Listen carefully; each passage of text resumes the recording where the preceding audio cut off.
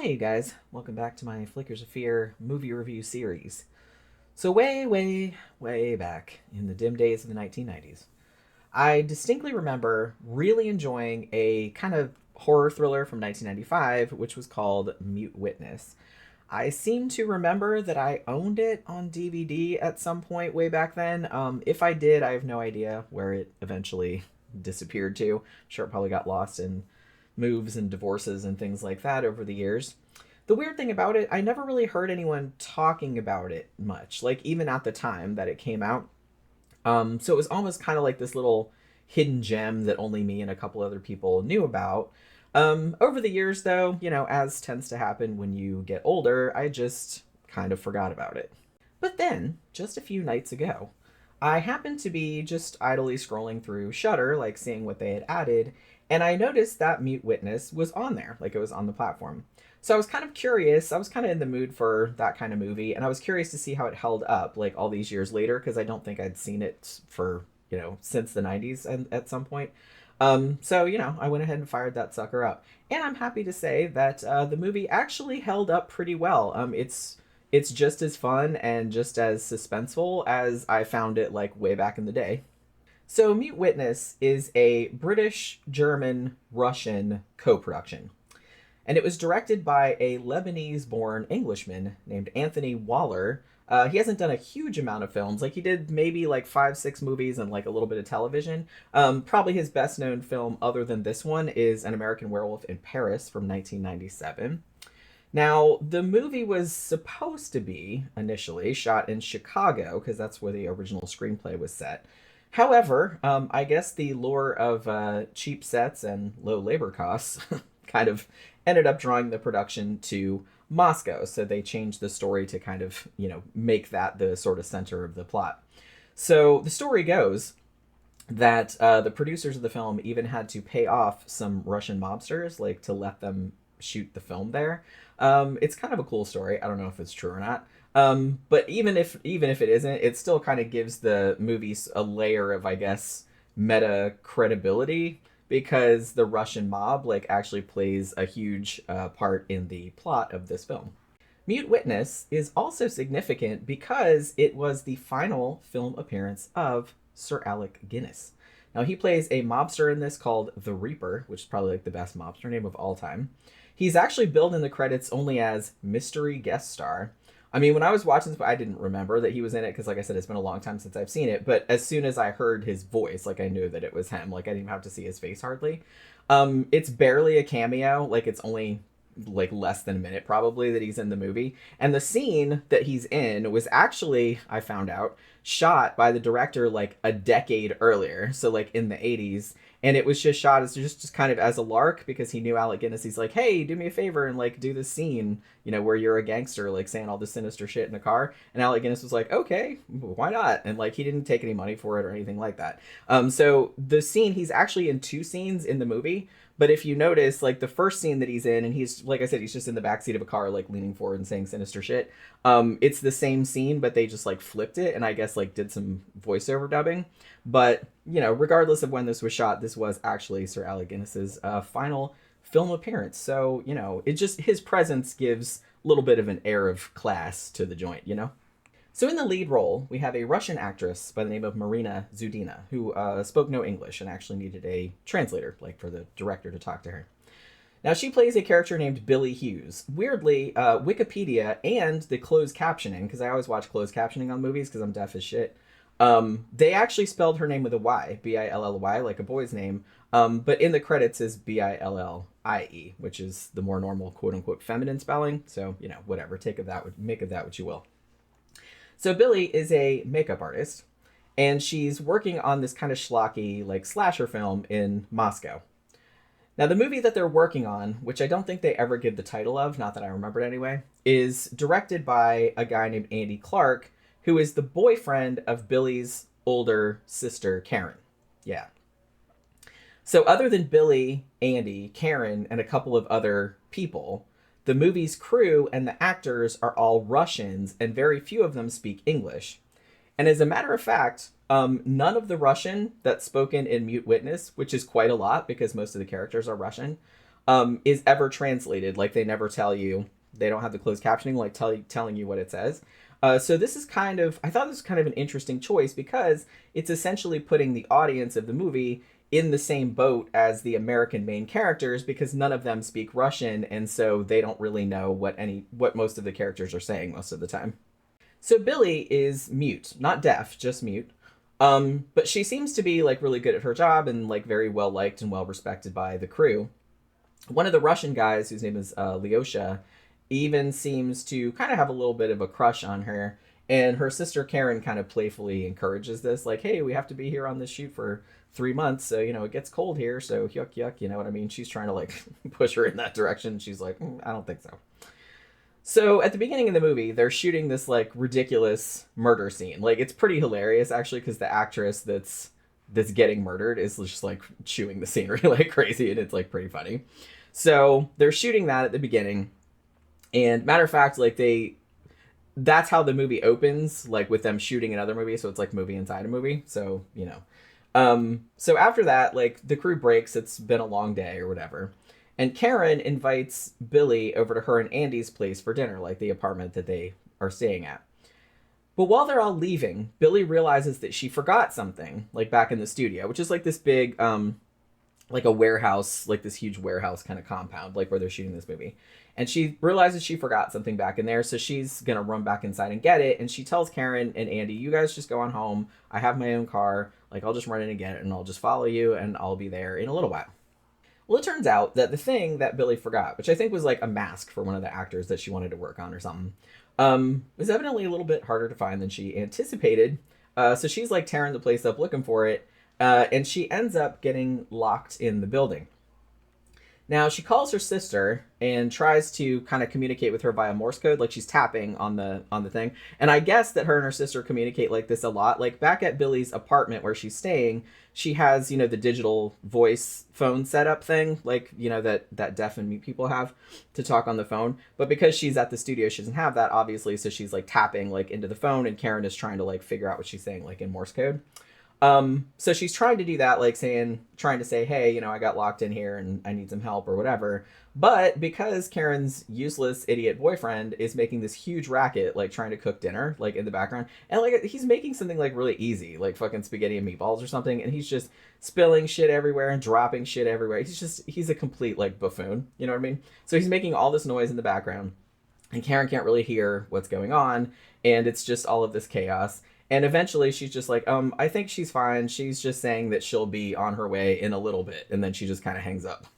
So obviously Billy's a little frustrated, and she's attempting to kind of find a way out of this sort of labyrinthine warehouse that they're shooting this movie in. And then she stumbles across kind of a little bit of a shocking situation, I guess. So Lyosha, who is the guy that kind of had a crush on her, and one of the Russian actors, whose name is Arkady, they appear to be using the production's equipment to film a little after-hours porno, as one does. So there's like a naked blonde on the bed, and Arkady is like pumping away at her. He's got a mask on. And Lyosha is just, you know, capturing the romance with the production's main camera, which you are led to assume is like pretty expensive, right? Now, at first, Billy is just kind of watching from like behind this partition or whatever, because she just kind of stumbled across this accidentally. And so she's kind of amused by it, and so she's watching. Now, the woman on the bed kind of glances over and sees her, but Lyosha and Arkady do not see her because she's kind of partially concealed behind this sort of wall or a partition, like I said. After a few minutes, though, things take a little bit of a horrifying turn because Arkady starts stabbing the woman, like just really going at it, you know what I mean? So like blood is just flying everywhere, and this woman is clearly terrified. She's screaming her head off, and she starts staring like at Billy because, like I said, she can see her over there, so she's looking like right at her face, like while she's getting stabbed. So yeah, as you might have guessed, these two chuckle fucks were in fact not making a porno, but a snuff film. So Billy freaks out, as you would, and tries to run away, and she accidentally knocks over this coat rack. And, you know, this makes a noise that obviously alerts the two guys to her presence. So after this, there's quite a long sequence where the two guys are chasing her through this, like, maze of a building. And she's desperately trying to get out or, like, find somebody or call for help or something like that. At one stage, like the two guys, it appears that they dispose of the dismembered murder victim like in these bags, like down a disused elevator shaft, which also happens to be the elevator shaft where Billy is hiding at the moment. So, super unpleasant. Now, eventually, the two guys find her, like they track her down, but she manages to find an exit. But the thing is when she's getting out, like Leosha knocks her off this. It's like a fire escape, and like knocks her like down a couple stories, and she falls into this dumpster that's like all full of crap, and so she gets hurt. So he like jumps down on top of her, and he's obviously gonna try and finish her off because she saw everything, right? But he gets stopped at the last minute by Karen, who actually got worried when Billy didn't show up at the house, and she drove with Andy back to the studio like to see what was going on. Now, Leosha, of course, acts like Billy has just had a terrible accident, and he tries to get Karen to leave to like go get an ambulance.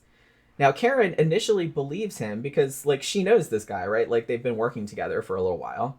And Leosha is actually holding Billy's hands down so she can't, communicate. She can't use sign language. But Karen is she starts walking away, but then she gets kind of suspicious and like she turns back around and is able to kind of read this terrified like expression on her sister's face, and like her sister's like mouthing words at her and stuff, like trying to be sneaky so the dude doesn't see her.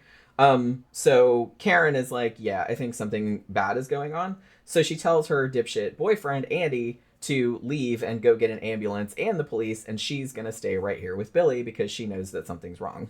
Here's the thing though. When the police show up, and Billy tells them what she saw, like Karen translates for her, obviously, Leosha and Arkady say that they were just shooting a scene from a horror movie.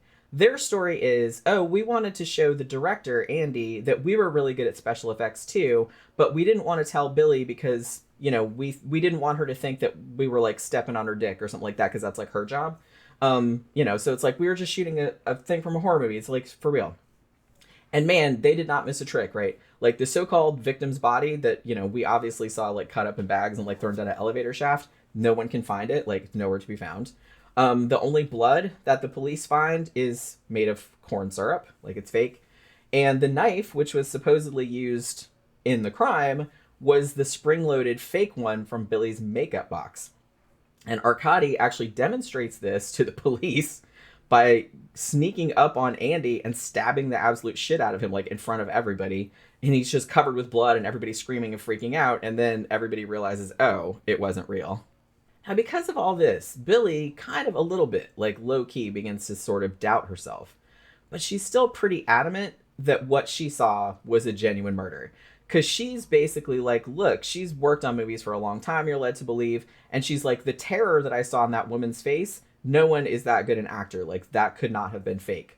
This is actually kind of a little bit of a plot point that turns up at other points, like throughout the story, like somebody, having that look in their eyes, like they know they're about to die, you know what I mean? And like, you can't act that. So that comes up a couple more times, but this is kind of the first iteration of that. So because of this, that, and the other, and they can't really find any evidence that a crime has taken place. So the police start to kind of lose interest. And even Karen, who is actually like really loyal and, tends to like believe her sister, she's starting to think maybe Billy was mistaken, like, understandably, because she's like, I can see how that would be upsetting if you stumbled across that and didn't know what it was. But she's like, probably it was just fake and it's fine. However, just in case, Karen's like, just in case, she still has that much trust still in her sister. She's like, tell you what I'm going to do. I'm going to take the movie that you two guys were shooting, like in this camera, and I'm going to send it for analysis, like get it developed.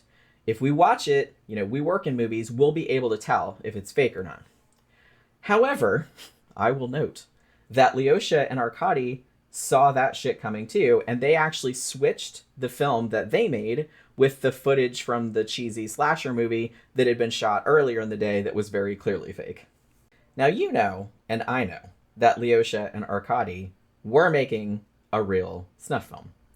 And this suspicion is confirmed only a few minutes later when, like, a security guard who's there after hours, like, checking the warehouse out, he finds a nice little fresh skull burning in the furnace, like, in the building, and subsequently gets murdered along with his poor little doggy. I'm sorry, his doggy doesn't make it. Arkady actually murders him and the dog. And then there's also a scene with the aforementioned sinister gangster, the Reaper, Alec Guinness, he kind of shows up on the scene in this long black car and asks Leosha if everything went smoothly. And Leosha at first is like, oh yeah, totally, bro. Like, nothing bad happened. Then he's like, oh, except this girl on the crew, like, she saw it, but the police came and nobody believed her, so it's all fine. And the Reaper is like, he didn't give two fucks about that, though. He's like, nope, she needs to be, like, rubbed out immediately. So from this point, the movie becomes kind of like your standard cat and mouse game between these shady Russian mobsters, like, you know, behind the snuff film business, and little scared Billy, who, even though she's mute and she's actually pretty small, she's like a pretty small, like, delicate kind of person and kind of vulnerable, you would think, but she's actually like really, really intelligent and very, very resourceful. So she's like able to get over on some of the people that are after her. She actually ends up getting help from this undercover cop named Alexander Larson, who actually believes her story about the snuff film even when the rest of the cops don't. But the thing about it is that it's initially not real clear where his loyalties lie, which leads to a lot more great suspense, because some of the shit that he does is pretty sketchy too, and you're not really sure if he can be trusted. So even though this was made in the 1990s, Mute Witness kind of has almost like a throwback, like 1970s Giallo kind of vibe to it, only with kind of drab Russian scenery, like instead of glamorous Italian scenery. It's a little bit lurid and over the top, but that's kind of part of its charm, I feel like. And honestly, the best thing about it is just like the great like lead performance by Marina Zudina. She's, you know, her performance just holds the whole thing together. And obviously, because she's mute, like, you know, her role, she doesn't talk. She can't talk at all. So she has to kind of rely only on her facial expressions and her body language. And she's really, really good. I will note, too, that I really like that. Because you know how whenever you see a movie and there's a mute character, like 99% of the time there's a final scene where they get scared or something like that and they scream and it's, oh my, I got my voice back, like I can talk again. Thankfully that does not happen in this movie. I think this is maybe the only movie with a mute character that I've seen where that does not happen, and I really, really appreciate that. Now, if I had one small criticism, I could have done without, there's kind of like a handful of sort of like, I guess you want to call like comedic touches to it, most of them centering around how useless Andy is. Like, I mean, he's just like completely, like, I guess he's supposed to be like a movie director, but then like he can't do a single other thing like correctly, and they kind of use that for comic relief. It's not super overt or zany or anything like that, but it definitely is in there. The first couple times it actually did make me chuckle because I was like, oh my god, look at this dipshit, you know what I mean? But it kind of got a little bit old after a while. It's not like overdone, but I was just like, yeah, they could have toned that down a little bit. But I mean, other than that, like overall, this is a really like entertaining film. It's like pretty riveting. And I feel like it's really, really underrated, like as 90s thrillers go. It has like some decent gore, like some decent violence in it, and also has kind of, you know, your standard twisty plot. I don't think any of the plot twists are going to be all that surprising. Like for modern audiences, you can kind of tell where it's going, but I don't think that diminishes the enjoyment of it at all, because I found this just as entertaining as I found it like back in the 1990s. And that will do it for this movie review. Hopefully you guys enjoyed it. If you did, please remember, like, share, subscribe, and comment. And I will see you guys again on the next one. Bye.